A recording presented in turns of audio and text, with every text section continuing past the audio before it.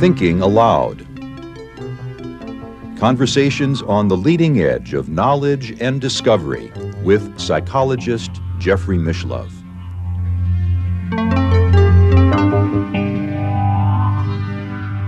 Hello and welcome. I'm Emmy Vadnais, co-host with Jeffrey Mishlove.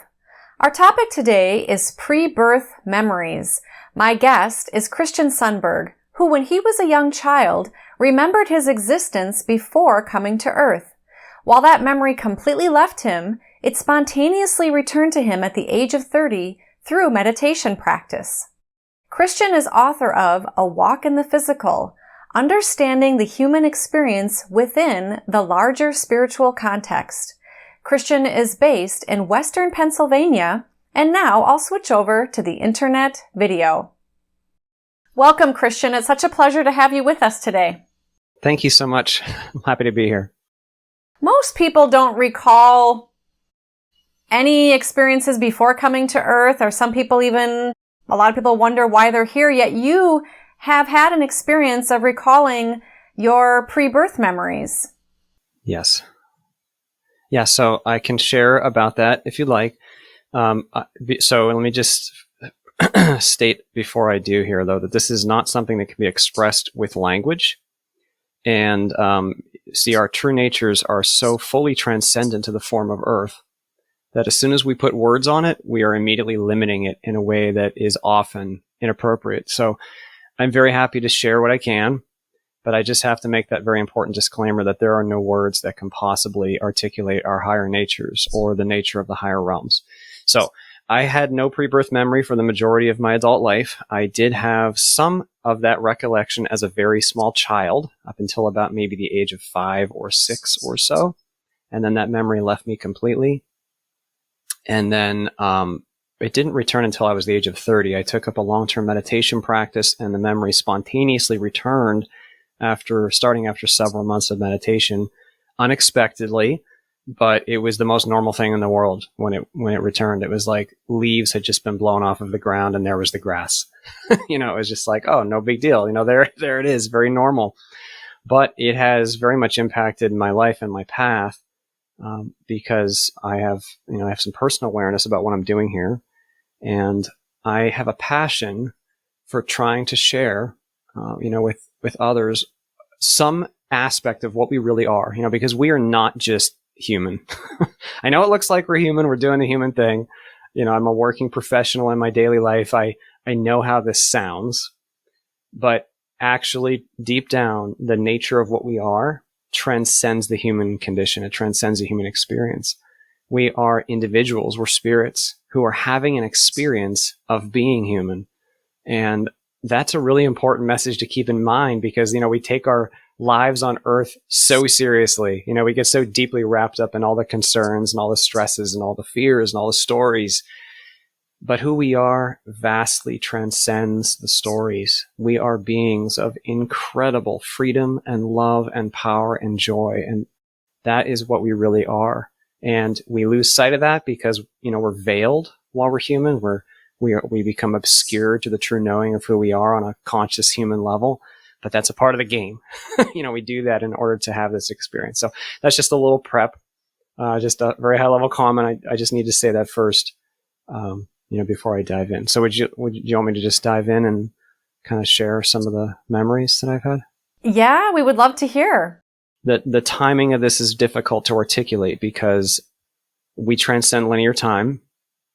And so while these memories are incredibly ancient, and they also do have a sequence, they also are all happening right now. They're like living a live experience, is not just memory like we experience it in the human way. Okay, so that being said, I remember long ago, before I was ever physical, actually, before I had any physical incarnations, coming across a being who had been physical. And when I came across this being, I could feel and know from him telepathically, because there it's all an exchange of information. There's no language necessary, no spoken language. I could feel the quality of his nature and his essence. It was so overwhelmingly beautiful and full of power and love and just capability and expansiveness that it was breathtaking. I could feel this amazing joy and power. And I said, my goodness, do you feel the depth of joy and power and freedom that I feel that you feel? And he shared yes, and he allowed me in to feel what he experiences. And I was completely awestruck. I was inspired. I was like, I'm going to do that. What did you do to do that? I want to do whatever, what that is. And he said he had been physical. He shared with me many things, but chief among them was that he had lived physical lives. And in one of them, he had suffered some kind of ailment, some kind of disease or something. I don't know exactly what it was, but it was very painful, and it lasted for a number of years. And the way that he chose to meet that very challenging experience allowed a refinement of the quality of his essence, his nature, who he was, refined I really don't know what words to use, but he just expanded and refined in a way that was very, very tangible from that state of being. And I said, I'm going to do that. I'm going to do that. I'm going to do that. I was so deeply inspired. And at first he said something to the effect of, yeah, that's what they all say. It's difficult in a way that you don't know. Kind of not brushing me off, but kind of no, you don't understand. You don't know what this. But I was persistent. And I said, no, I mean it. I want to do that. And he said, well, go talk to your guides. I don't have immediately right after that, but I know that I lived many experiences after that.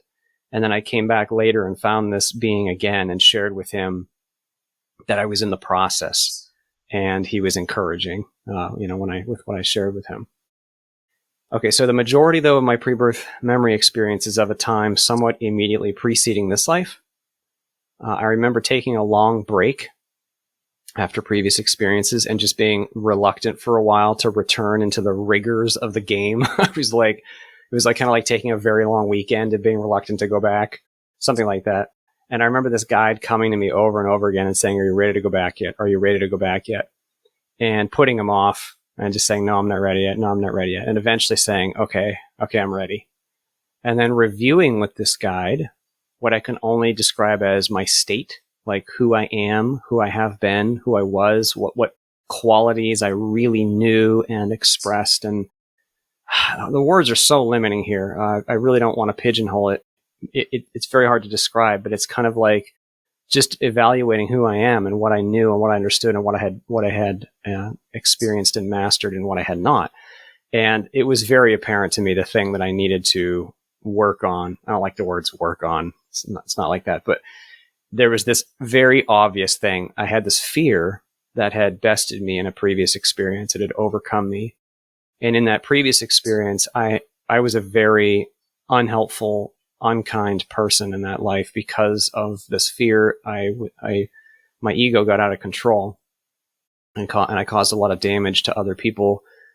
And when I say damage, by the way, I don't mean true damage, because the soul cannot truly be damaged. There's no true damage, but I knew that in that life I had been very unkind and unhelpful. And this fear was just so deep. And I could feel it and see it. And I'm like, oh my gosh, I gotta do something about that. And I knew though that if I could, there would be this incredible expansion of being, not just in me, not just of me, but of the whole. I don't know how to describe this, but this incredible expansion of what was possible, a refinement and an evolution of capability if I could know and meet and integrate this low vibration fear. But I could see even from there how very extreme this fear was, what a low vibration energy it was. And I asked, is it even possible in all of creation? Has any being ever done this? Has any being ever integrated something this extreme in this way? And I was shown yes. Yes, and you have all of time available to you to do so. That was what was expressed. So there's no hurry. And I just knew that if it was possible, I'll do it. I will do it. And from the human perspective now, having experienced this life, it seems so strange to me at times to say that, because I do experience great challenge at times, of course, like we all do. But from that perspective, I knew the incredible power of the soul. And I knew that we have nothing to fear and that nothing can truly overcome us. And we are incredibly powerful and expansive and free and full of joy and love. And that cannot be overcome. And so I just knew, like, well, if it can be done, I'll do it. So they brought me a life packet, like a package to review for this intention that would be optimal for me to re-experience this fear and to face and integrate it. And that life was extremely appropriate. It was a great match for my quality, like who I am, and also for the intention of processing this fear. And I reviewed this life in detail and I accepted it. And when I say this life, it's not this current life as Christian. This was just before this experience. I reviewed and accepted the life, and then I accepted the veil. And this is the part of my memory I remember the most clearly, is this process of accepting the veil and the vibrational place that we are at now in relation to that higher state through the veil. I don't know how to describe this, but it's like a plummet in the vibration of the being, such that all knowing is cut off. And I describe it like like if you have an amplifier that produces a pitch, like, and then you turn the knob down, and then when you get to the bottom, you turn it down some more, lower, lower, lower, lower, lower, more, now lower, now crank it down lower some more. That was what it felt like. It was just an incredible drop in the vibration of my being. And I felt all of what I am, like, disappear, be cut off, be, it's kind of like being erased. Very hard to describe the sensation, but it was like going from a place of high vibration, connectedness, and knowing to feeling separate and dark and dense and alone and not having access to my knowing anymore. And it was terribly dark. And within seconds of getting there, I was like, I am not doing this. There is no way I'm going to tolerate this for a lifetime. This is not happening. So I summoned my might, my strength, and I fought my way out past the veil. And I was successful in doing that. But I became aware that I had killed the fetus that was to be my body. I had caused a miscarriage for the mother. And just like near-death experience just described, I had a life review. Even though I was only there for, like, I don't know, super short time. I don't know how long, but a very short amount of time. I could see very clearly how my fear had negatively impacted the mother by heaping grief upon her shoulders. And not only the mother, but hundreds of other people, like in ripples away from the mother. I could see and feel how they were all their journeys were made more difficult because of my fear. And I was like, and so from that perspective, it's okay. Everything's okay. It's just, it's just like a big play. Everyone is okay. But I also very objectively could see, oh man, I got to work on this, because I had all these big plans. I wanted to have such a positive impact. I wanted to grow and participate in this amazing human game, and the opportunity to be given a human life was so precious, but I had wasted it. And so I kind of resolved, okay, I gotta do something about this. I'm gonna try again. So they brought me now this life to review. And this life was not as appropriate as the first one would have been. I mean, I'm not going to put numbers on it, but it just wasn't quite as appropriate as the first. Like, the match, it was okay. It was good enough, but it wasn't like super, super appropriate, because my spirit, my soul has certain qualities, and the life has certain context qualities, the biology, the parents, the context, everything. It's all, there's a certain fit that there, there's a certain level of a match or not. And in this case, it was good. It was okay. And I remember reviewing this life in incredible detail. It was as if somebody, like, this is just a metaphor, but this is how it visually, I saw it visually and I felt it within me. It was like if you took a tree and laid it on its side and you started at the trunk and then worked your way out to the branches, I could see millions and millions of possibilities of how this life may unfold. What was very likely, what was less likely. It was like a probability tree, I guess you could say.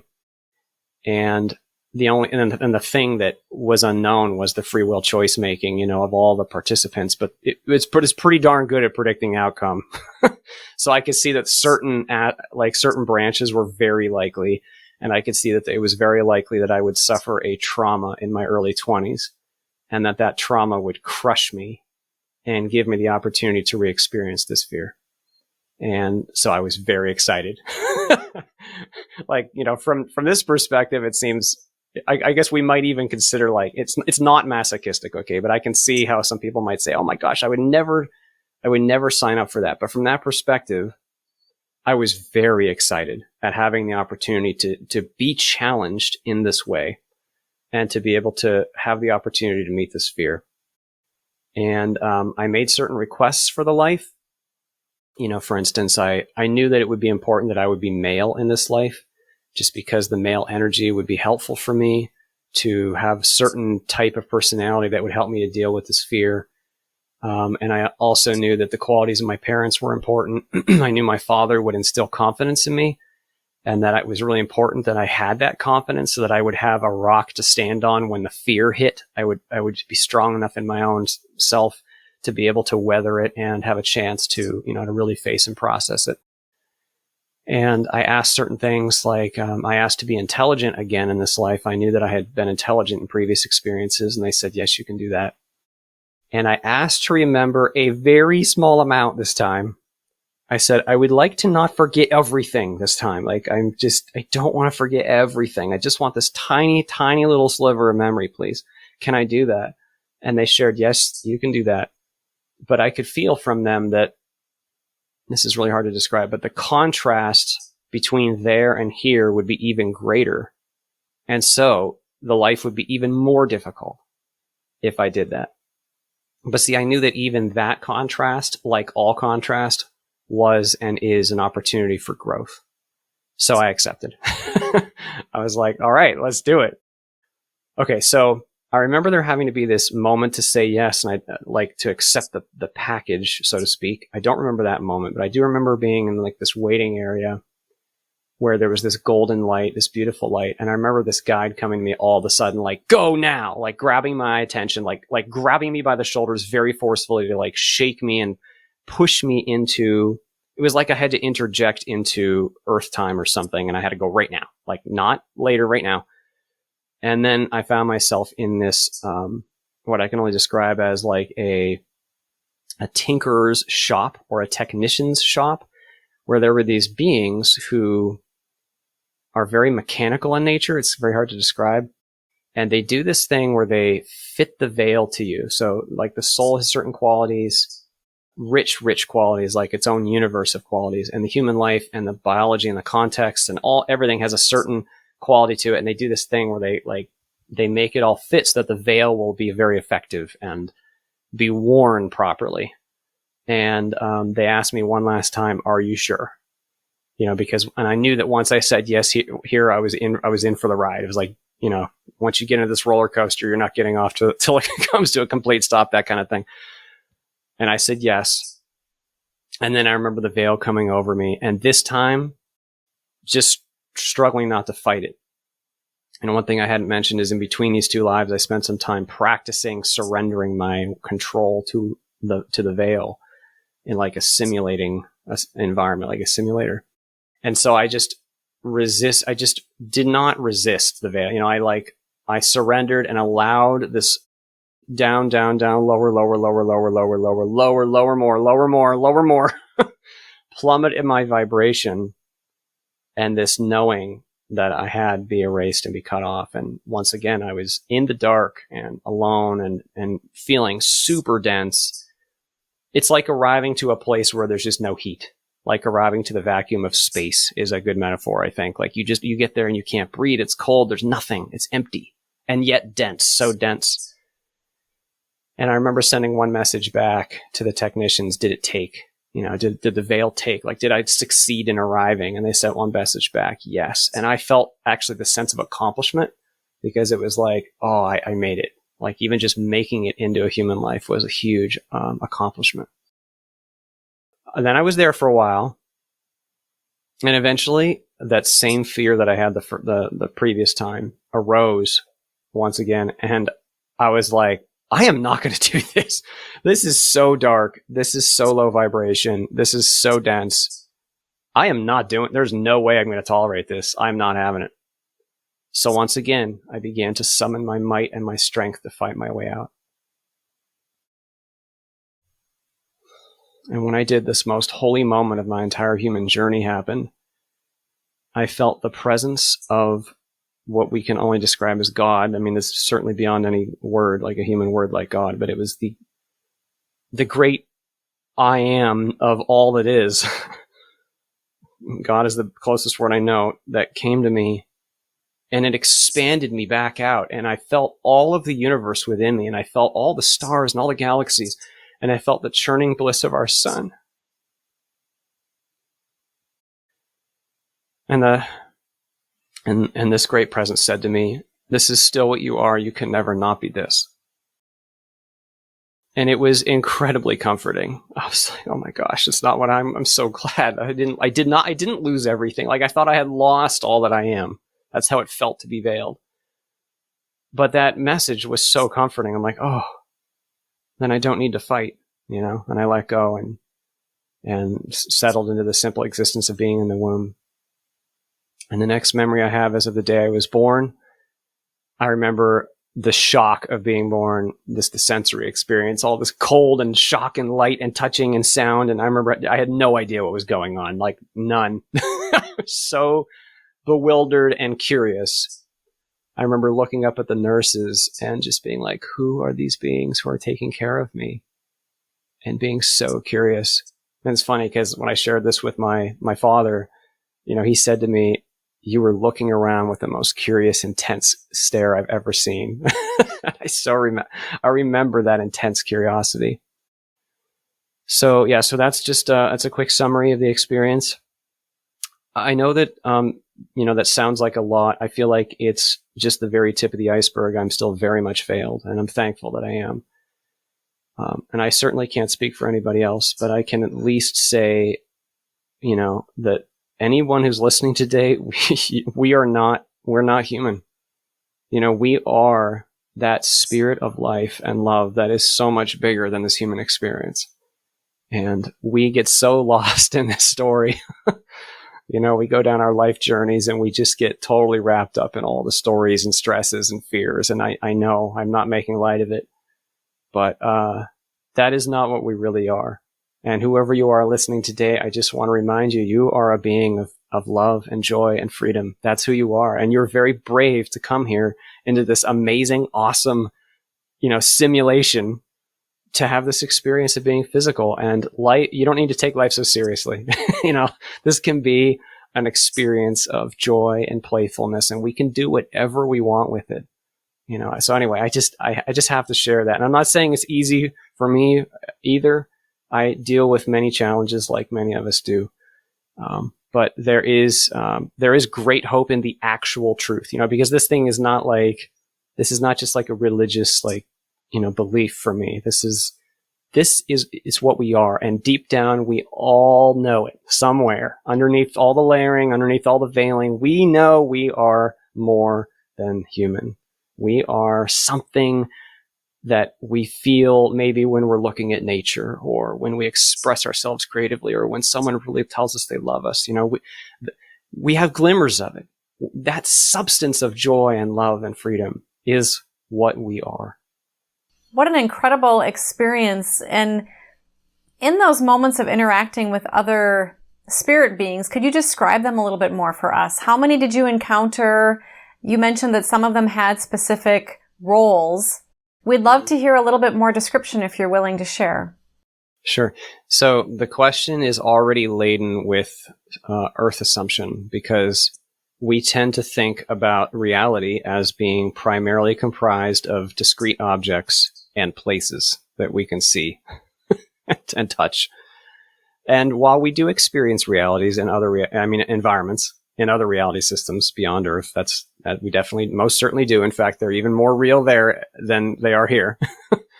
That is not the true, real nature of what we are. Consciousness transcends form and gives rise to form.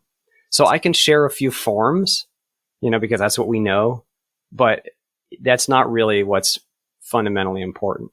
Beingness itself is alive, and that living beingness can share itself and interact in ways that are even far beyond human comprehension. I'll say that in my pre-birth experience interacting with the guide, There were times when I experienced this guide non-visually, but I knew he was present and communicating with me telepathically. There were moments I experienced a visual interaction where I was in a realm of gold, and this is very hard to describe, but he was perceived as a being of light. That's the closest metaphor we have, is light.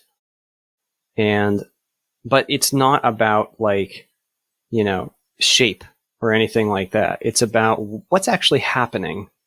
I know that may not sound connected, but really what we're all experiencing is what we're how it actually feels to experience this moment. That's really what's happening, is our actual experience. And so in those systems, our actual experience is what is being directly engaged. And that's more true than an Earth environment where there's a number of objects. As for numbers, like the time that I saw the golden being long ago, we were with a large group of probably at least hundreds of other beings that were moving across this landscape. I can only describe it like a landscape of light. And he and I and all these beings were doing one shared activity, though he was far more evolved than I in this way that I described. We were all still participating in the same activity. I don't know what that activity was, but I could perceive, the other individuals there in that environment. So, I guess that's all I'll say. I know that's not super specific, but I don't try to get too much into the specificity. I've had out of body experiences where I've perceived others. Once again, it's not really about a visual perception. One time I had an out of body experience where I engaged the I know this sounds crazy too, but I engaged the soul of my wife's ex-boyfriend, and I shared with him, and I was able to feel deeply into him, who he is, who he was, and I perceived it as a vibration that was like a universe of color and sound and feeling, and I was a part of him and he's a part of me, even though he's his own being too, and I could feel how we overlapped. So how do you describe that? What does that look like? Well, the closest thing I could say is if you imagine a galaxy of thousands of colors. Maybe something like that. But it wasn't primarily about a visual experience. So it depends on the experience, and it depends on how relevant, that kind of data is. Yeah, and I'm not necessarily looking just for visual. I was just curious your general experience. Okay. But I think a lot of people are curious because they don't remember like you do.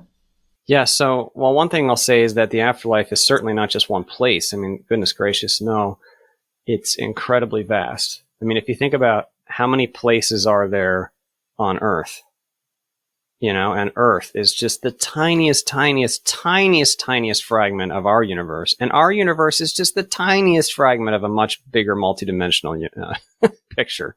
And other realities have incredibly less limiting rules than ours. So boy, the variety of experiences that are possible, it's beyond comprehension. It's beyond what we can even possibly name. I don't try to map anything like that. Sometimes I have out of body experiences or, other type of experiences. I just kind of leave myself open. And I know the thinking mind likes to, let's put labels on it. And there are others that are far more experienced in those type of adventures than I am. But I don't try to put a model on specifically other kind of realities from here. I don't really feel like from the human vantage point that we're very good at doing that. I can at least say there's a vibrational geography. So what you are vibrating at, and that means the state of being that you're in is locational. I think that's the simplest way. And most realities are thought responsive reality systems in which our intention, our thoughts, our beliefs, our expectations have an immediate effect on the environment. It's true on Earth too. It's just much, much slower. Earth is just super, super dense. Do you recall connecting with, for example, a soul group, or are there groups of souls who tend to incarnate together? Yeah, I don't have memory of interacting specifically in that tangible way with my soul group, but I am aware that I'm a part of a group, and I've had at least some interaction while physical, briefly. Mm-hmm. But most of it is internal telepathic, not like a full out-of-body experience. Could you share a little bit more about the veil and why we experience it, and why many people frequently don't recall their pre-birth memories? Yeah, sure. So the veil is very purposeful. We wouldn't be able to have the experience of being this deep into the experience of separation, into being a separate being, if you weren't veiled. Like, if you want to be the human, you got to be the human, man. You got to be veiled to all of the totality of what you are, and just focus on the human experience.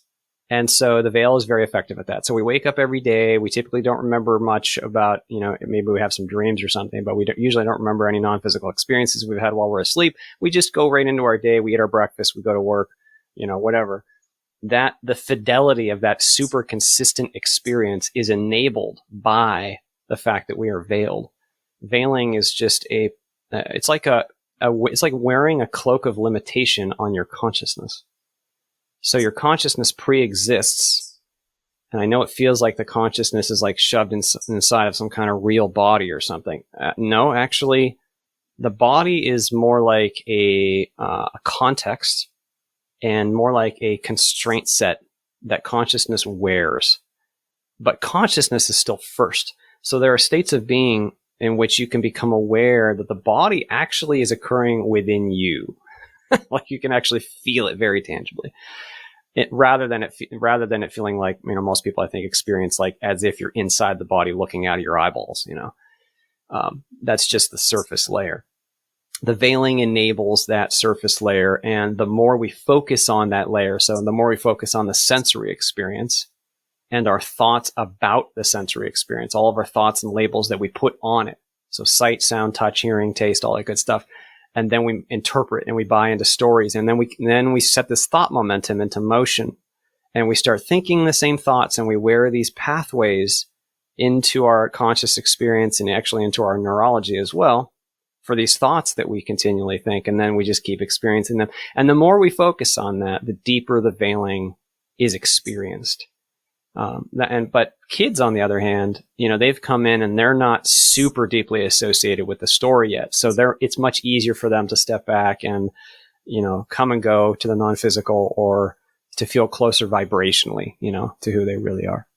So why is all that necessary? Because, oh my goodness, this is a really important, broad, and complex topic, but I'll just say, very generally speaking, at a high level, the contrast of this level of separation enables an incredible opportunity for expansion through the integration of experience.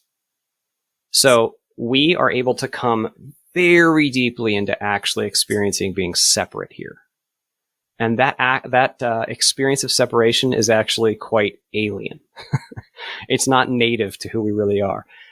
But if we can come all the way here, it allows perspectives that are not otherwise possible, and then the integration of experience from and through those perspectives. And being human is incredibly unique and incredibly valuable. It offers such very, very unique, extreme, well-defined cognitive experiences and physical experiences that are not otherwise possible. And that is very valuable to the soul. You might say that we as souls are experience integrators, and this is one heck of an opportunity to have experience and to learn and grow through it. And by the way, when I say learn, I don't mean intellectual learning. I mean a growth of the being by being something, by integrating the experience of being something. And that growth of the being, we can say, is the expansion of love and joy. It is the processing. So when we integrate experience, that means processing fear as well.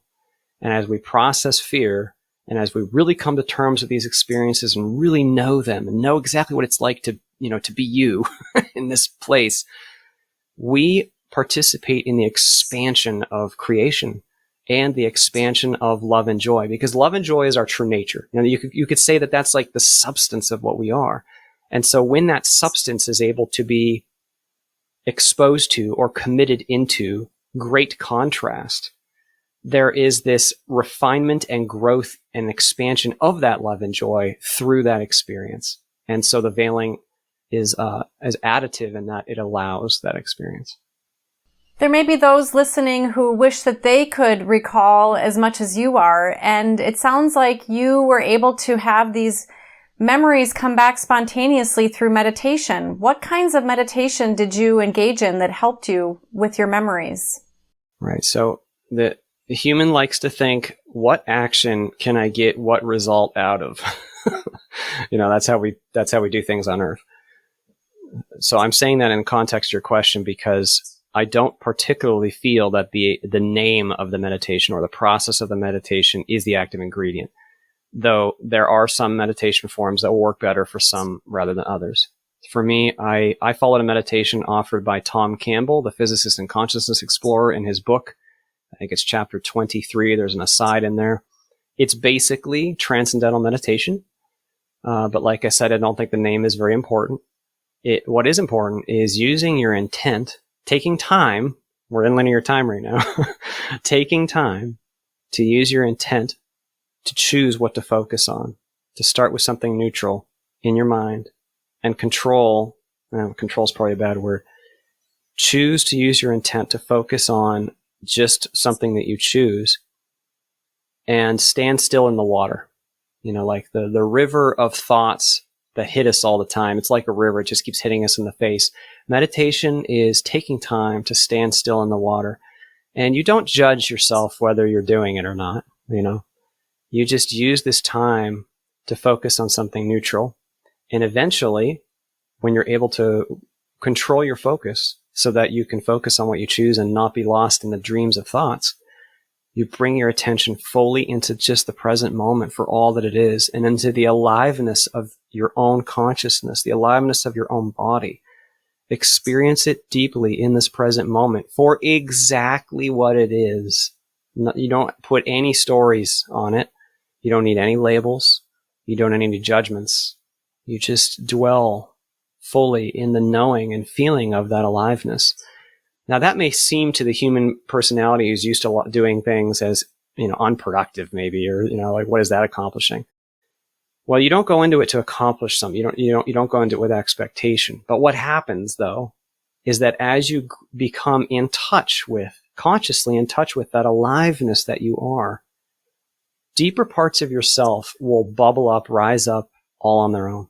Not because you're going and trying to accomplish something, but because you are almost inadvertently releasing your grasp, your death grip on the forms. You're releasing your death grip on thoughts and on stories and on sensations and all these things that keep us so deeply veiled.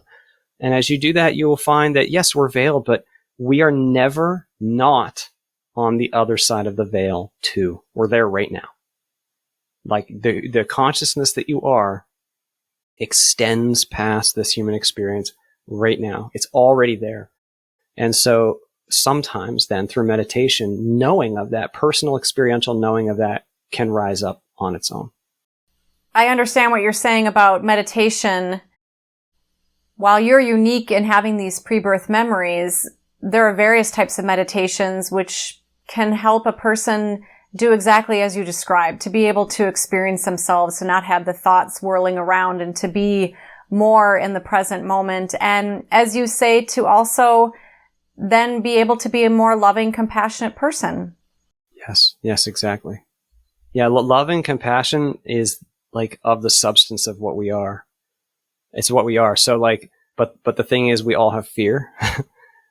So fear means ego rises up to desperately try to save us and protect us. And no. For instance, I'm afraid I don't have power. I have no power. Look at this world. I have no money. I can't control anything. Ego rises up. Oh no, you have power because look, you have money, or look, you're physically strong, or look, you have value because you belong to this organization, or you have this certain belief, whatever it is. And I bring that up in the context of your question because, when we look inward, at first it may not be obvious, but most of us have very many layers of ego going on. That's okay. It just means there's fear. And as we really come to terms with what our thoughts are, how we're using our thoughts, and the quality of the intention behind those thoughts, that's always the key, is the quality of our intention. Is our intention in this moment based in love or fear and ego? And in so many cases, we have to be humble enough to find, oh my goodness, I have so much fear. I have so many layers of ego rising up. Anyway, so I think I went down a bit of a tangent, but I just thought that was meaningful in the context to your question, because that's one of the reasons it's so valuable is when we release the ego stories, we can face and process the fear, and we find that love is always what we are and what we have been, always. Mm-hmm. Since what we are is love and joy, is there a purpose for us to experience fear? The way I use the word fear is not just another emotion. Fear just means yet unevolvedness. It just means there's some extremity of contrast that we have not yet come to terms with, and we have rejected in some way. Something's too big for us to handle. And the human experience is full of opportunity for that. I mean, like I said, I experienced fear as soon as I became veiled. That fear just means I really have not fully come to terms with this depth of limitation. And being human is an extreme amount of limitation. An extreme amount. I can't stress that enough. It's like going and climbing Mount Everest and then saying, it's cold. Yeah, it's cold. Mount Everest is cold. Yes, there's low oxygen on Mount Everest. It's hard to breathe up here. It's okay that it's cold. The question is, what do you do now that you're here? Like, how do you respond to Mount Everest? How do you respond to the cold, to the low oxygen? What do you do with it? See, it's not about the context. The context itself is it's a real experience. Okay. The human experience is a real experience, but it's also an illusion. The context is an illusion. Like, the forms are not fundamentally real. They're being used and created, and they're like tools. Like the whole system of form, the whole simulation is like a tool that has been created to facilitate the expansion of consciousness, the expansion of beingness through the integration of experience. So the question is not what exactly is happening in your context. The question is, how are you responding? What are you responding? What is the quality with which you are responding to this moment, to this thought, to this story, to this circumstance that just arose today? What is the quality of the intention with which you meet it? Are you looking right at it and really trying to process it? Are you owning? Are you trying to be open and bring love and compassion? Are you resisting with fear and new ego stories to try to cover up what's really going on? You have free choice to do either one. When you say form, you mean what we perceive as the physical world. Well, form could be any form, whether it be a physical form or certain, non-physical forms. A form is something that has distinction and is this and not that. If it's a tomato and not a piece of corn, it's a form. Okay. We think reality is form. Mm-hmm. And we think there's this shared objective reality out there, and that's the ultimate reality, this matter. No. No. Consciousness is knowing this apparently shared reality of objective matter. It's like a simulation, a very, very good simulation. What we really are transcends form. Now, we often mistake, when someone says that, I think some people often mistake that to mean, there's nothing really real there then. No. The realness of the life that we are is so rich and so full of everything, of life and joy and possibilities. It's wonderful. So when I say that we transcend form, that doesn't mean, nothing is real or nothing matters. No, we create and use form and express form because of the creative and loving and joyful nature of life. So like when you look at a sunset, is reality ultimately that yellow and orange? Not at the fundamental level, but through the yellow and orange, you may, at least in a small part, feel and know, reality is beautiful, life is beautiful.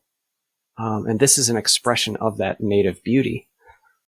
There may be those who are listening and thinking, well, Christian, you're very fortunate. You've had this pre-birth memory and you're very enriched from it, but they're listening and thinking, well, how am I to, really go forward when things are so hard for me? What can you say to those folks? Okay, so first of all, I am definitely not special in any way. That absolutely has to be said first. I feel like it's natural for people to say, this person is special now. No, no. I'm just another traveler in the weeds like everybody else getting stuck in the woods. We are all dealing with the limitations and the constraints and the pains of the human condition. I'm certainly not immune to that either.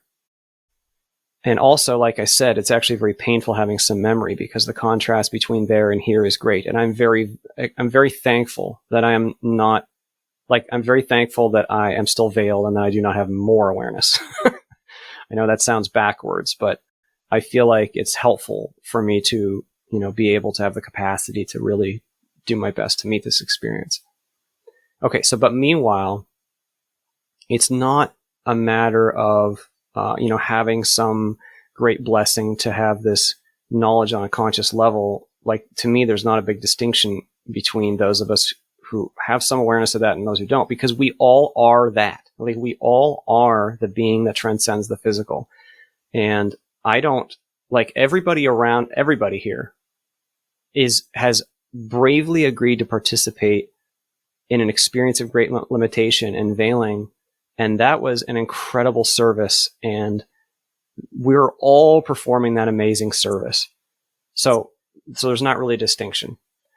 Okay. So I think the latter part of your question was, so how to help those people? Is that what you asked? Like, how can they be helped? So, I recommend, okay. So in my book, A Walk in the Physical, I do try to, the book is about trying to point the reader towards the portion of themselves that already exists beyond the physical right now.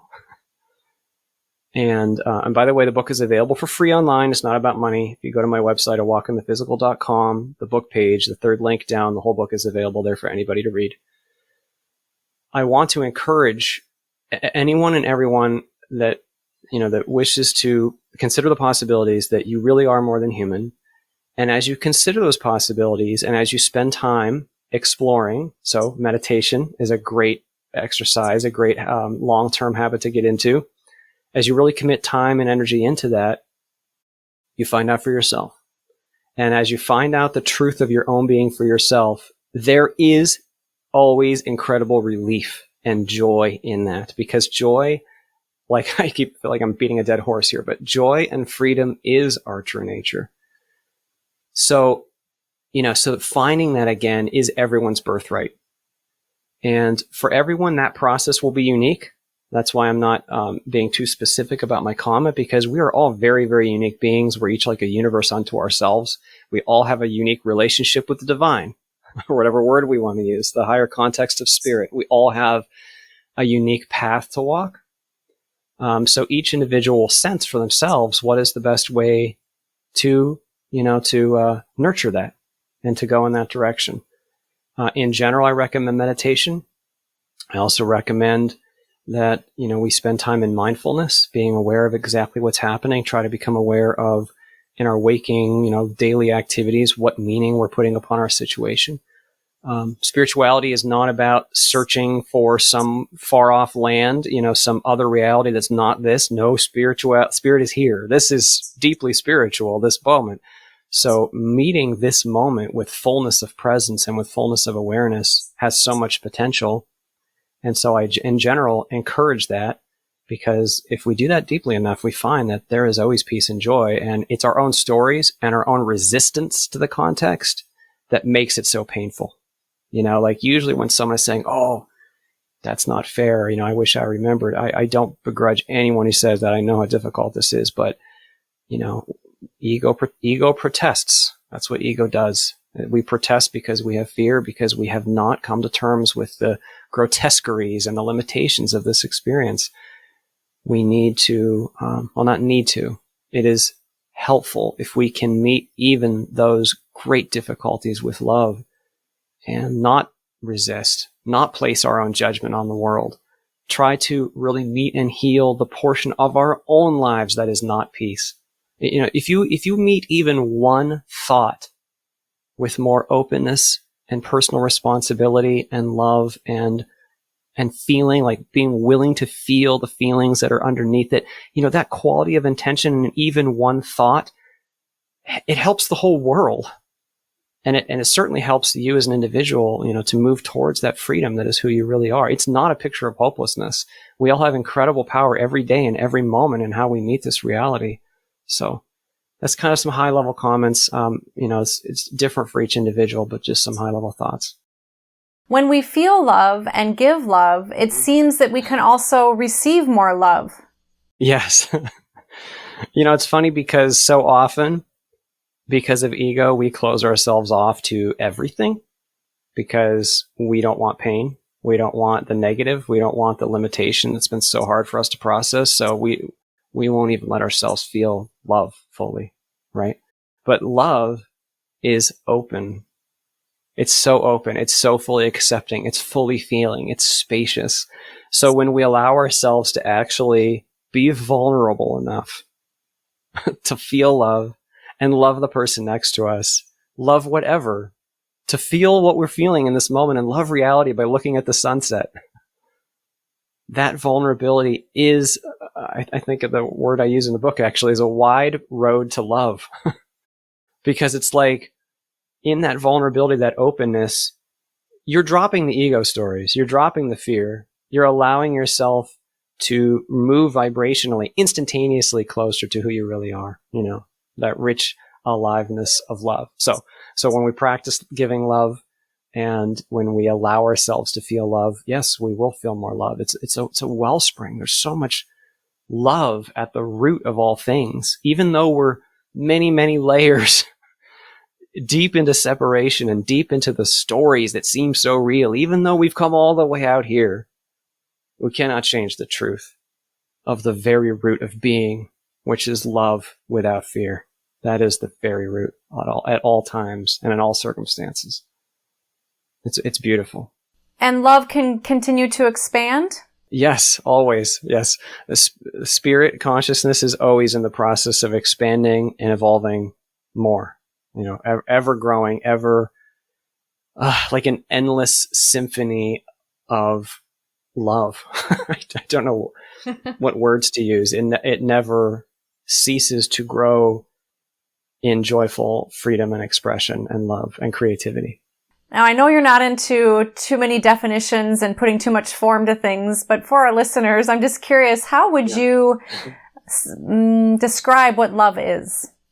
Our true nature is one. We are all connected to one another. We are all drops in the one ocean, metaphorically.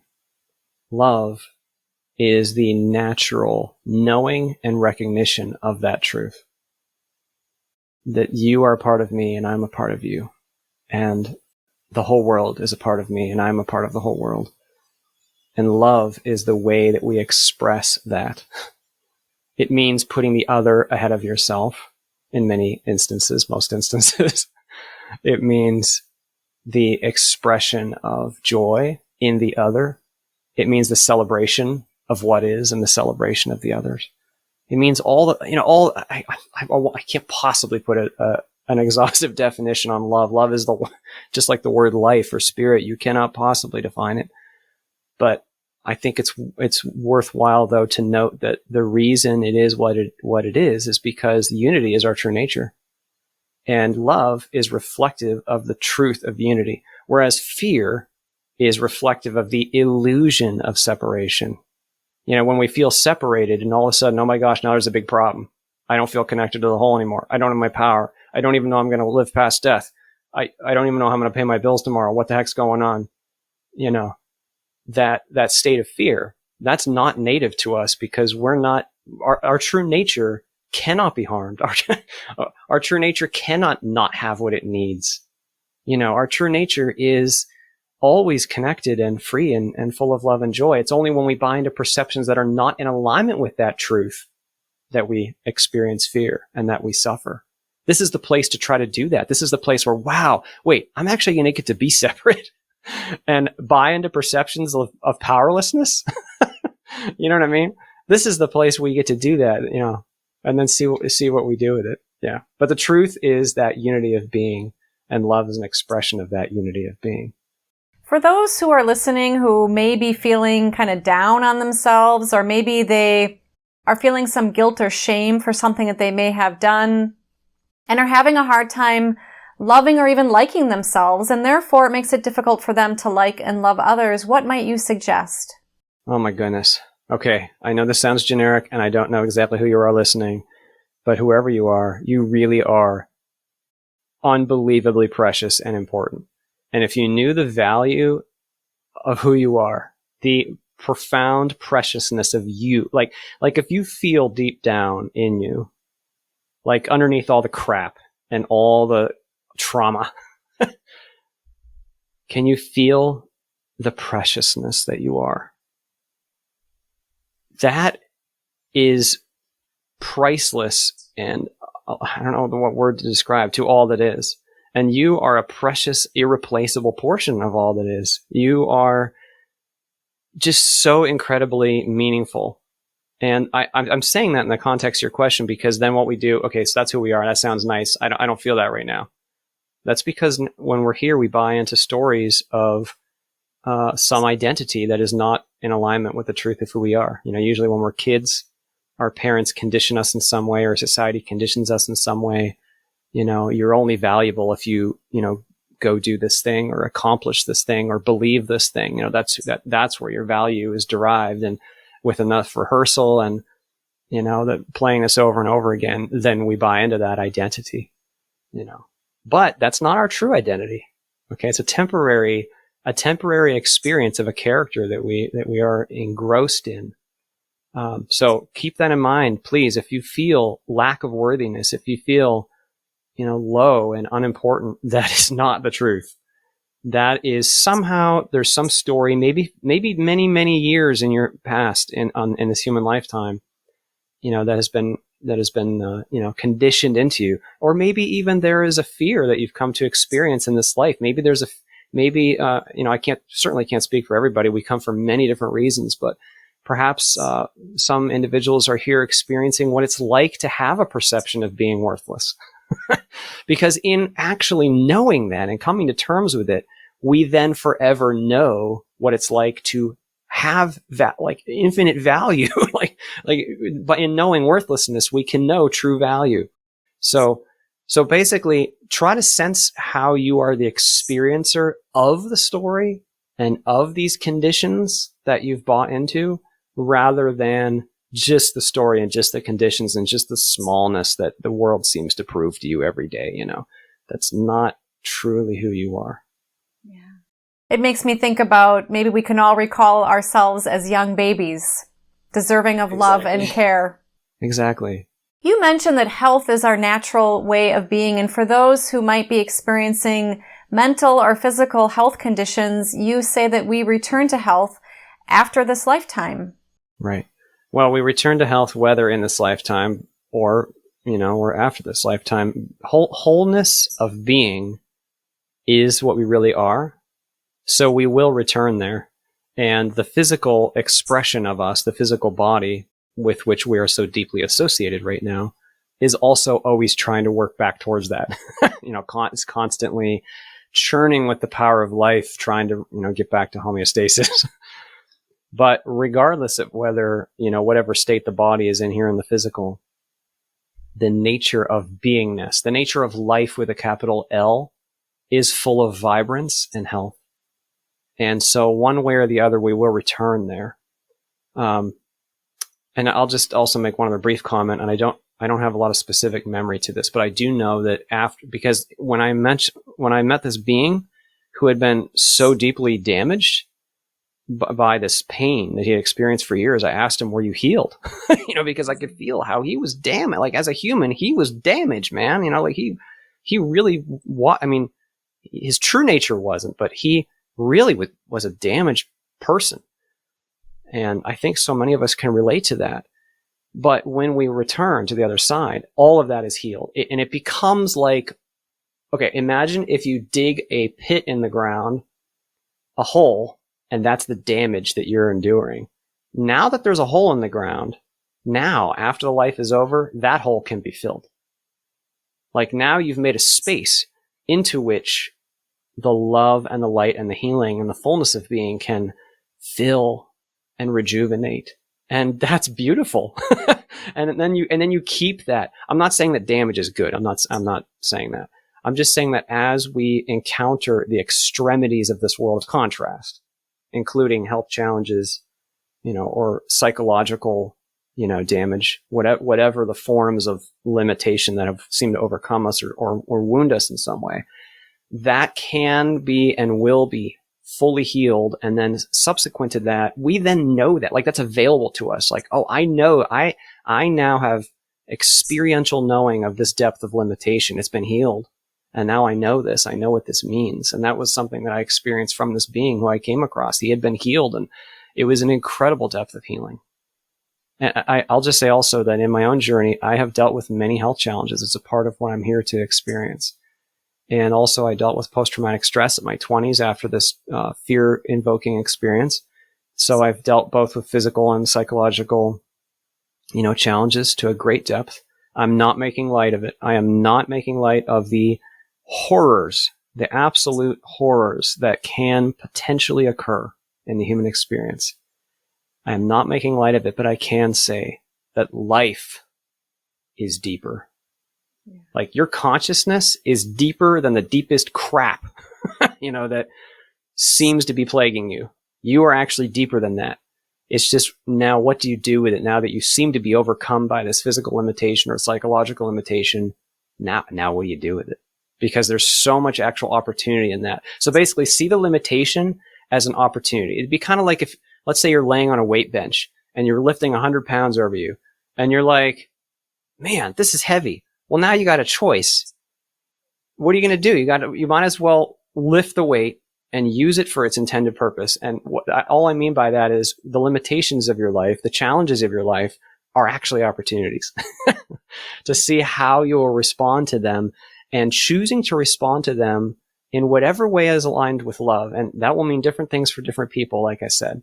But whatever that loving way is rather than fearful way, if you do that, you are using that limitation in the way that it was meant to be used. You're lifting the weight, so to speak.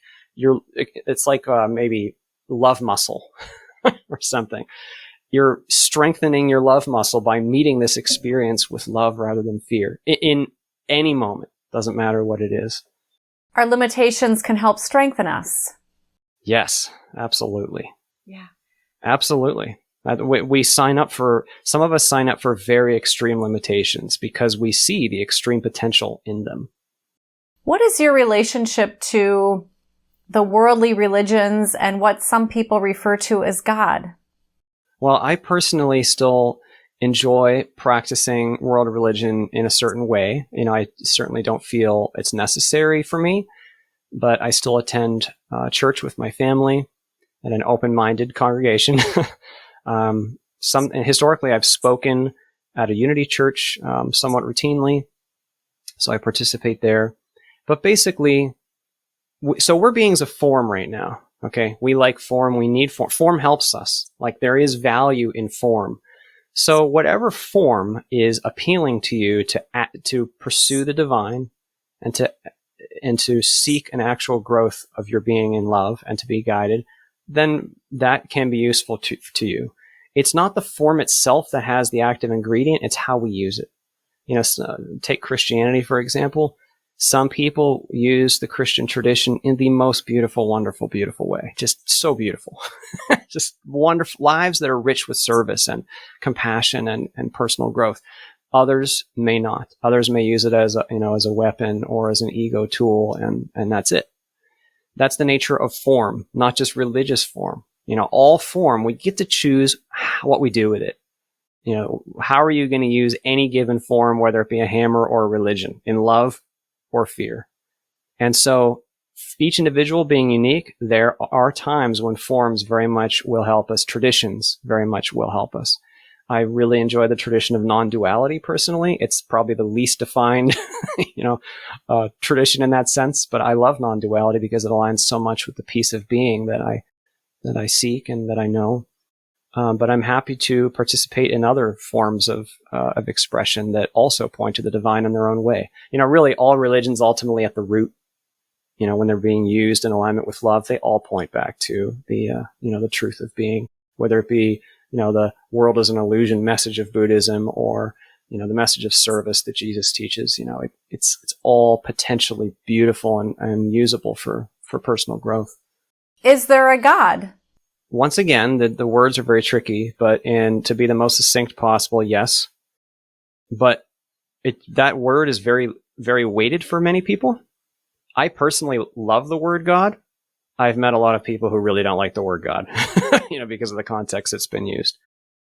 But if you're speaking about the living, conscious, deeply conscious, loving, knowing I amness that is all that is, and is both personal and transcendent, and our closest ally and friend and source, yes, that exists for sure. The source is the most real, actually.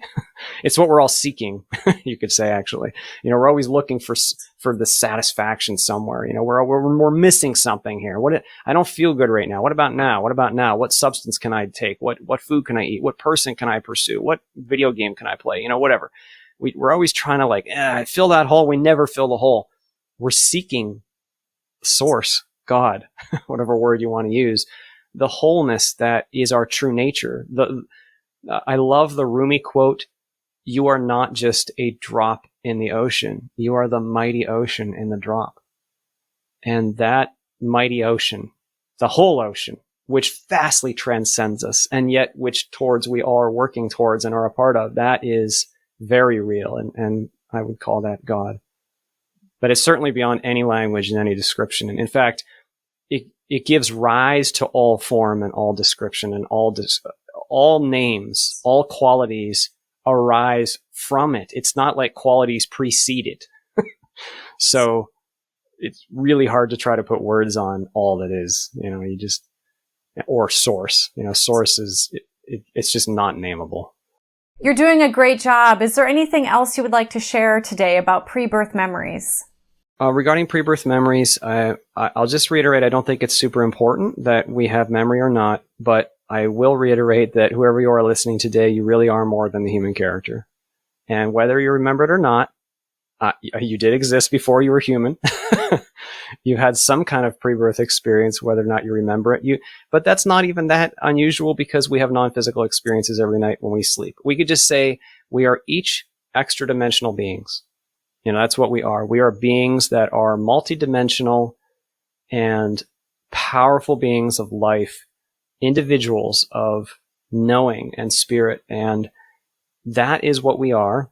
And it's not strange then that we all have so many experiences in that context that transcend the human condition, even though we don't remember it. But while we're here, please do be encouraged. This life is an incredible opportunity. And there's so much we can do every day. We don't have to live in fear, and we don't have to take our story so seriously. This is just a play. We can use it for fun. We can have fun. And as an individual, you have so much more power than you may be consciously aware of. Not just power in the quality of your own life, power to help and heal the whole collective. We're all connected. We're all part of the collective consciousness of humanity. If you meet one fear, if you express love in a genuine way in one moment, you are helping to solution the entire world, to heal the entire world. And that is a wonderful thing. And that's what we're here to do. Not so much, the pre-birth stuff. We'll get back to that side.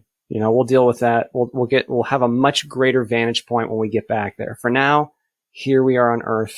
It's time to do our best to meet this experience fully with open eyes, open hearts, and really see, what can we do with this moment? And that can be a wonderful process that's liberating, not one that's full of, stress and difficulty. Beautiful.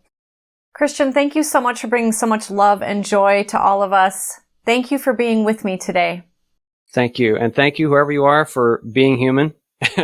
Go out and do something awesome today. Love someone next to you, or just go have some fun. Let's do it. I mean, we're all in this together. Everyone, I may not be able to see everybody that's listening today, but we're all brothers and sisters, all of us, and we are in this together, and we can do it. So let's do it. Let's do it. For those of you listening or watching, thank you for being with us.